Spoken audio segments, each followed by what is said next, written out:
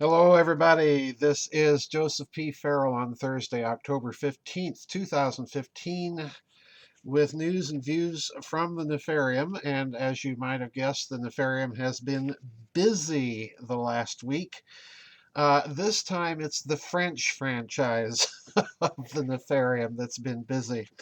And this news story was shared by so many of you, and I want to thank everybody for sharing it. It comes from Dr. Craig Roberts' website. Dr. Roberts, as many of you remember, was an assistant secretary for the Treasury under the Reagan administration. The actual article itself, however, comes from Deutsche Wirtschaftsnachrichten, and this has been translated, I believe, by Werner Schrimpf from the German into English. But this is such a crucial article that I want to bring your attention to it because there's been yet another of those geopolitical earthquakes going on. This article hints at several of them, not the least of which are the emerging implications for the relationship between Russia and France and thereby Germany, but also a new thorn in the side, and that's Turkey. All right, listen carefully. This is titled "The French Government Aligns with Russia and Its War Against ISIS." Listen carefully. The French will support Russia's fight against terrorists in Syria. U.S. President Obama will be kept informed about developments. Last Monday, French Foreign Minister Laurent Fabius took a surprising stance in favor of Russian airstrikes in Syria. During an interview with French radio station Europe 1, Fabius stated that these aerial attacks must be flown not just against ISIS, but against all other groups which can be classified as terroristic. Russia's news agency TASS also cited this interview. The interesting aspect about this interview is the correction of a former announcement of French President Hollande on last Friday, arguing Russia is just allowed to hit ISIS and nobody else. This is bad news for NATO. Since the launch of Russia's airstrikes, NATO and U.S. neocons are keen to escalate the situation, accusing the Russians of attacking other terrorist groups beyond ISIS.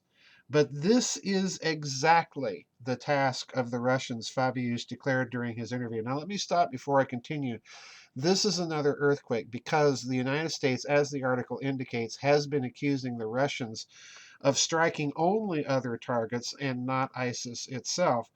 And now the French foreign minister has come out and said the Russians can strike the so called moderates, the ISIS terrorists, or anybody else. In other words, France has, if you read between the lines here, folks, France has told Russia, you go ahead and strike anybody that has engaged in terrorist activity, even the so called moderates backed in their covert operations by the United States. And France has also said, we're going to keep Obama informed. Okay, now, this comes, in my opinion, at a very interesting time. It comes right after the Russians launched those cruise missiles from their warships in the Caspian Sea all the way down to Syria. Now, that in itself, folks, I hope to be blogging about that sometime in the next month or so because that in itself was another earthquake.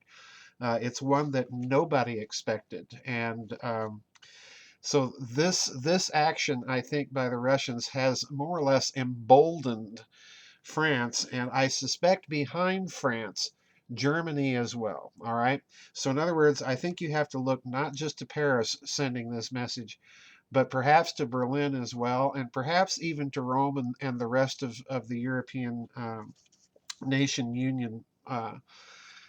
European Union nations, I should say, including Spain. All right, so let's look honestly at the refugee crisis and this French action. There's no doubt in my mind that Paris consulted with Berlin, Madrid, Rome, and Budapest probably before they undertook this statement. Now, let me continue with this article because there's even more earthquakes that are popping up in it. Fabius explained further that President Hollande shares, of course, the same view, but had been in a hurry during his last interview and probably was not precise enough. Let me stop again. This is another indication, that any wishful thinking that might have been going on in Washington, that the French foreign minister and the French president were speaking out of both sides of their mouth and possibly at loggerheads with each other. This is another clarification. In other words, Fabius is saying that the Elysee Palace is fully on board with what Fabius has been saying. So, in other words, this is coming not just from Laurent Fabius himself. This is coming from the French Foreign Ministry. This is coming from President Hollande. All right. It is very embarrassing for the U.S. and Turkey that Fabius explicitly denied Jabhat al-Nusra Front as a potential target. Al-Nusra Front, a Syrian al-Qaeda branch, is financed and equipped by the U.S. and Turkey. In other words, like I said, the French have just told Russia, go ahead and bomb anybody you want. We're sick and tired of these terrorist groups, some of which are supported by the United States, getting away with it. This is a huge, folks, this is an earthquake of the first order. All right. This is an earthquake of the first order. And this has put the United States now in yet another geopolitical situation, another geopolitical fix, and we'll get to this in a moment. Let me continue. A permanent information exchange concerning the progress of the raids has been established. Israel is being informed as well and cooperates with the Russians on an informal basis. All right, so in other words, listen to what's being said. There's a communications grid, a communications network going on behind the scenes that includes the French, the Russians, and Israel now. All right. So that's going to be an interesting development to watch because thus far, if you've been following the story, Israel has been quietly in bed in the region with the Saudis. And now we've seen the Saudis making these very nervous trips to Russia. So watch carefully what's going on here, folks. The French air raids have been flown for a while now. Obviously, there's no common idea within NATO concerning the future strategy in Syria.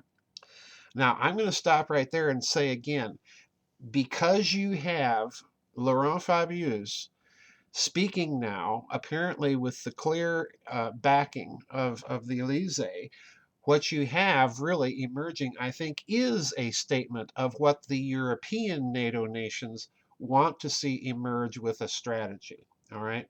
And there's no doubt in my mind that even though this article says it is not clear whether there is coordination between Russia and France when flying aerial attacks, there has to be, let me just put it to you this way, there has to be coordination between Paris and Moscow simply in order to keep their flights disengaged from any possible accidental confrontation between each other. All right.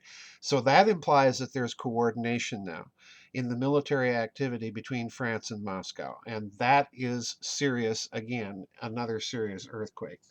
Now, final point here. Gulf states and Turkey share other interests in the region and are opposing the Russians. Turkey is demanding financial support from the EU to cover the cost for running the refugee camps and additionally for some sort of standstill agreement with respect to Turkey's own military activities in Syria and northern Iraq. And this is the other geopolitical earthquake because Turkey, I'm going to hopefully blog about this sometime after the next month. Turkey has been issuing demands to the United States and Moscow just as late as last week not to step up their military activities in Syria and force the Kurds further into territorial encroachment in Turkey. So Turkey is now in a very, very difficult position. It's squeezed between the United States and Russia. It has been doing American bidding in Syria, but now that's changing. Turkey's changing tack, and it's also squeezed between the European powers. Now, folks, what I think is going on here, I think we're going to see more announcements like this coming out of Europe. They're going to be carefully, very carefully phrased. I think the French and the Germans are going to make it clear that the green light is there for Russia to basically blast the daylights out of any group that it considers terrorists. It's going to be interesting now to watch how the United Kingdom responds to all of this, because the United Kingdom, as we've been watching them over the past few weeks, has been making very deliberate, very subtle noises. On the one hand, that they're not happy with the direction that things are taking in the Middle East with U.S. bungling, but on the other hand, it's very clear that the United Kingdom has assessed its long-term interests as being favorable toward Asia. It's joined the Asia Infrastructure Investment Bank and so on and so forth. So these are geopolitical earthquakes.